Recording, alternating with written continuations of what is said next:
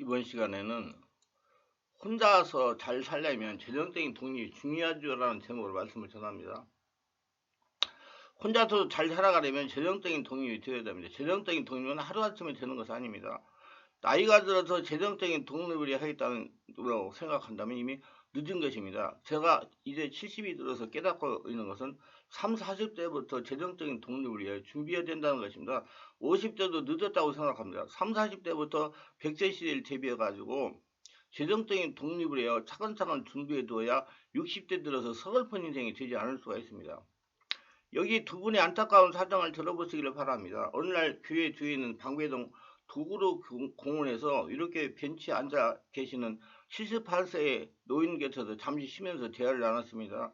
울산에서 살다가 지난해 여름에 아내가 먼저 세상을 떠난 후에 울산에서 재산을 정리하고 서울에 사는 아들 집에 와서 살고 있다고 합니다. 할아버지의 씁쓸한 미소를 지으며 하시는 말씀이 요즘 세상 늙은 사람 좋아하는 사람 아무도 없습니다. 효도한다는 말 자체가 젊은 사람들에게 금기가 된 세상인데 울산에서 혼자 사는 게 마음이 편할 것인데 잘못 올라왔다고 후회하고 계셨습니다. 아들 집에서 일주일 살기가 1년을 사는 것 같다고 합니다. 늙은 사람 생활 방식하고 젊은 사람 사는 방식이 너무 다르고 서울에는 친구도 없어 어울릴 사람도 없어서 혼자 도로공원과 주변 산책로에서 산책하면서 보내는 것이 일상생활의 전부라고 합니다. 자식의 좋은 금슬이 자기 때문에 깨질까봐 말과 행동을 조심스럽게만 하답니다. 아들 출근하면 며느리와 좁은 아파트 공간에 있을 수도 없고 그래서 이곳에 나와서 시간을 보내고 있다는 겁니다. 자기가 가지고 있던 재산은 아들 아파트 사는데 모두 주고 돈이 없는데 아들이 용돈을 주지 않아 점심마저 제대로 사 먹을 수가 없다는 것이었습니다. 할아버지 모습이 몇 년 후에 내 모습이 되지 않을까 생각하면서 마음이 쓸쓸했습니다. 오래 살려고 매일 운동도 열심히 하고 노력하지만 노후에게 자식에게 얹어서 저 노인과 같이 사는 삶이라면 오래 산다는 게 무슨 의미가 있을까요? 다른 사정을 들어보시기를 바랍니다. 85세가 된 권사님이신데 지금까지 딸과 같이 지냈다는 겁니다. 그런데 사유가 술만 먹으면 아들 집으로 가라고 소리를 지르고 부고학을 한다는 겁니다. 권사님이 하시는 말씀이 아들 집에 가면 며느리 눈치가 보이고 무슨 이유인지 몰라도 이틀을 마음 편안하게 지낼 수가 없다는 겁니다. 모든 것이 생소하고 거기다가 한 이틀을 지내다가 보면 손녀가 하는 말이 할머니 왜 우리 집에 계세요? 하면서 은근슬쩍 구박을 한다는 것입니다. 딸 집에 있지 않네. 사유가 구박하고 아들 집에 있지 않니. 며느리가 불편하고 징태양난이라는 것입니다. 그래서 제가 생각한 것이 더 늙더라도 절대 자녀들 집에 얹어 살 생각은 하지 말아야겠다고 또 다짐하고 또 다짐합니다. 자식들이 부모가 늙으면 다 짐이라고 생각하나 봅니다. 요즘 젊은이들이 각자 도생이라는 말을 서슴없이 합니다. 저는 자식 집에서 살지 않고 혼자 사기로 작정하고 혼자 사는 방법을 여러모로 연구하고 훈련하고 있습니다. 그래서 이 말씀도 전하는 것입니다. 저는 19살부터 맨주먹을 가지고 집을 나왔습니다. 하도 가난해가지고 군대에 가가지고 올라면 파병도 돈을 버리고 있다고 자원 입대한 겁니다. 입대에 호전 훈련을 마치고 자대에 배치가 되었는데 그만 올란 파병이 중단된 것입니다. 할 수 없어 군대 생활을 계속했습니다. 계속하다가 보니까 간부생 모집이 있어서 자원했는데 학교가 장교가 되었습니다. 특전사에서 차출이 되어 특전사에 10년 이상을 근무하다가 전방으로 갔습니다. 앞에서 잠깐 말했지만 장교로서 생활하는데 아부할 줄 모르는 저희 재뚝하던 성격에 여러 가지로 걸림돌이 많이 생겨가지고 그만 23년의 군생활을 접었습니다. 군대에서 20년 이상을 넘으면 연금을 주는데 전역하고 나올 때 주변 사람들이 하는 말이 퇴직금을 일시불로 받아서 투자하면 큰 돈을 벌 수가 있다고 하는데 저는 그것보다 노후에 조금씩이라도 연금을 받으면 힘이 될 것 같아서 연금을 선택했습니다. 지금 군 나온 지 28년이 된 것 같은데 계속 연금을 받아 재정적 안정을 얻고 있습니다. 그때 연금을 선택한 것이 참으로 노후에 큰 힘이 된 것입니다. 만약 일시불로 받았더라면 지금 기초연금도 받지 못할 처지가 되었을 터인데 참으로 선택을 잘한 것 같습니다. 만약 일시불로 받았더라면 앞에 언급된 글에서 울산에 올라오신 노인이 하신 말대로 혼자 사는 게 마음 편할 것인데 잘못 올라갔다고 후회하고 계시는 70% 발리된 어르신과 같이 인생이 참 힘들었을 것인데 참 잘한 것입니다. 요즘 자녀들도 살아가기가 힘이 듭니다. 노후대책은 본인들이 세우고 실천해야 됩니다. 누구나 남의 일이 아니고 자신에게 닥칠 수 있는 일입니다. 대비해야 됩니다. 3, 40대 젊은 분들이 이 말씀을 듣고 깨닫고 대비해야 노년의 자식들에게 짐이 되어 천덕꾸러기 신세를 변하고 120대 시대에 자기가 자신을 관리하면서 지낼 수가 있을 것입니다. 저는 목사입니다. 우리 성도들에게 100세까지 목회를 할 것이라고 했더니 다들 좋아했습니다. 지금 70인데 꼰대는 아닌 것 같습니다. 요즘 젊은이들이 꼰대를 싫어합니다. 저는 120살까지 살겠다는 각오로 저의 건강, 정신력 등을 관리하고 있습니다. 건강 상태도 점점점 더 좋아지는 것 같습니다. 혈액검사 했더니 더 좋아졌어요. 재정적 동의랑 개인이 자신의 생활비와 미래의 금융 목표를 만족시키는 수입을 달성하거나 자금을 확보함으로써 경제적인 자원이나 부채에 의존하지 않고는 안정적인 생활을 영위할 수 있는 상태를 말합니다. 이 말씀에서 재정적 독립의 개념과 그것을 달성하기 위한 방법을 몇 가지 설명을 하겠습니다. 먼저 젊어서부터 노후를 준비해야 된다는 얘기입니다.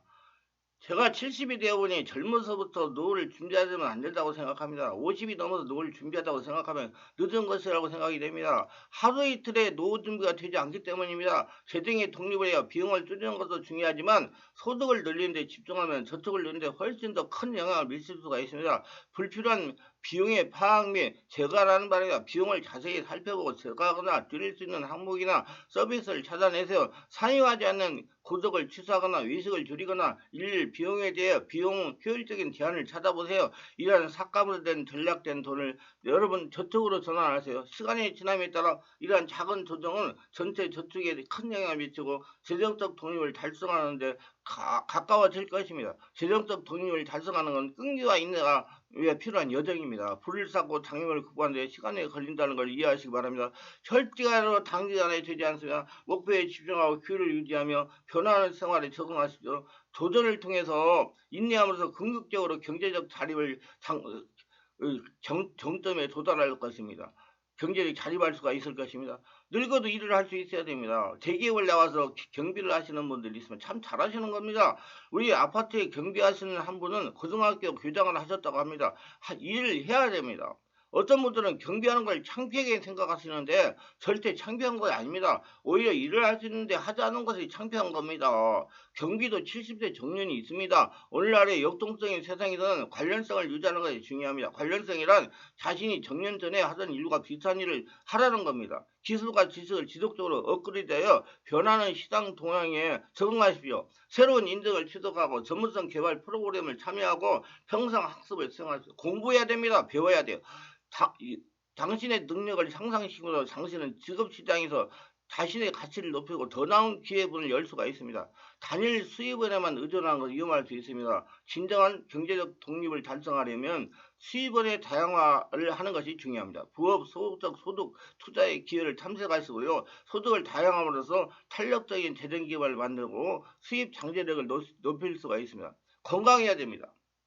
인간의 평균 수명이 계속 앞으로 늘어나가지고 2050년쯤에는 90세를 넘어설 전망이라고 합니다.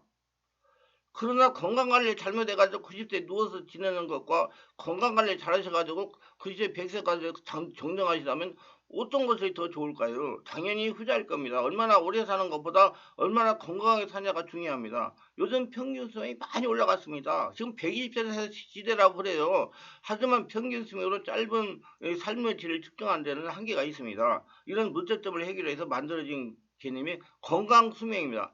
건강 수명은 질병에 걸리지 않고 건강한 삶으로 살아가는 기간을 말합니다. 따라서 건강 수명은 삶의 질을 따지는 건강 지표라고 할 수가 있습니다. 그러면 어떻게 해야 더 건강하게 살 수 있을까요? 사람이 얼마나 건강하게 사느냐는 70% 이상이 본인에게 달렸다고 합니다. 제가 지금 체험해 보니까 본인한테 달렸어요. 옆에 사람이 못 해줍니다. 자기가 해야 됩니다. 그럼 본인에게 따라서 건강을 좌지우지할 수 있다는 것입니다. 그러면 건강한 생활 습관을 가져야 됩니다. 규칙적인 식습관, 충분한 수면, 일주일에 3번 이상 운동, 금융과 금주를 실천해야 됩니다. 모두도 아는 사실이지만 잘 지키지 않는 요소입니다. 의지 결단을 하셔야 돼요. 독립하시려면 혼자서 잘 지내려면 할 수 없어요. 그렇게 해야 돼요. 안 하면 안 돼요. 그리고 또 챙겨야 할 건강 요소가 있습니다. 기계도 오래되면 녹이 슬고 마모되어 예전만 할 기능 성능을 발휘하지 못합니다. 그러다가 점점점 망가져서 결국 더 이상 고칠 수가 없게 됩니다. 사람의 몸도 마찬가지예요. 기계에 녹이 슬듯이 나이가 들수록 혈관에 혈전이 생기고 장기의 기능이 점점 약해지는 등 건강이 적신 억혀집니다. 그러나 이러한 노화를 당연한 것으로 여기서는 안 됩니다. 노화 자체는 우리 힘으로 막을 수가 없지만 노력을 통해 노화의 속도를 늦추는 것은 가능합니다. 건강해야 재정적인 자립을 할 수가 있는 것입니다. 그래야지 일을 할 수가 있고요. 움직일 수가 있고 질병에 걸리면요. 많은 재정을 건강관리에 투자하기 때문에 재정 자립하기가 굉장히 힘들 것입니다. 건강관리를 잘 하시기를 바랍니다. 항상 재정적인 독립을 생각해야 됩니다.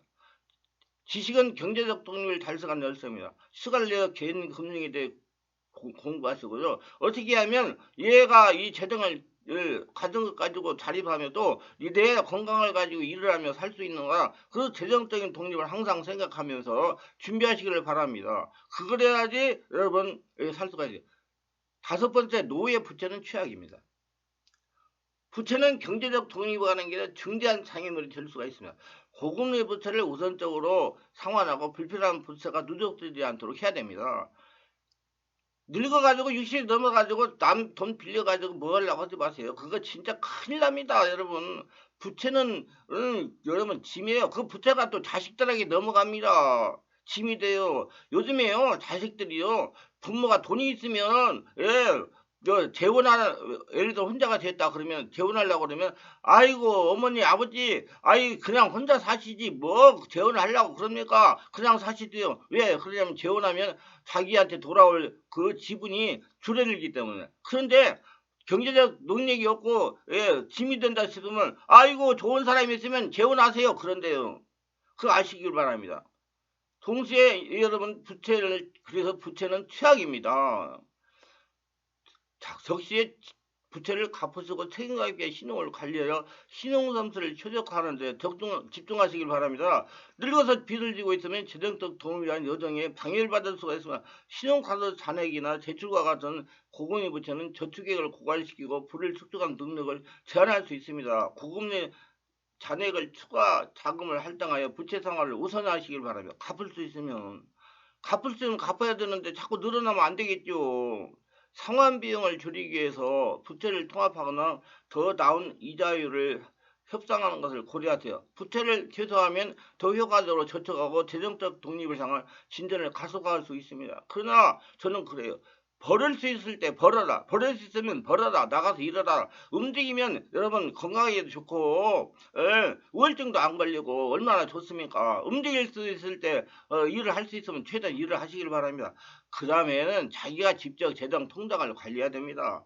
자기 자신이 직접 재정을 관리해야 됩니다. 재정 관리를 잘하기 위해서는 먼저 자신의 수익과 지출을 파악해야 됩니다. 수익과 지출을 파악한 후에 지출을 줄이고 저축을 늘려야 됩니다. 지출을 줄이기 위해서는 불필요한 지출을 줄이고, 저축을 늘리기 위해서는 저축 목표를 세우고 규칙적으로 저축해야 되고 일을 하셔야 됩니다. 돈을 벌어야 됩니다. 늙어도.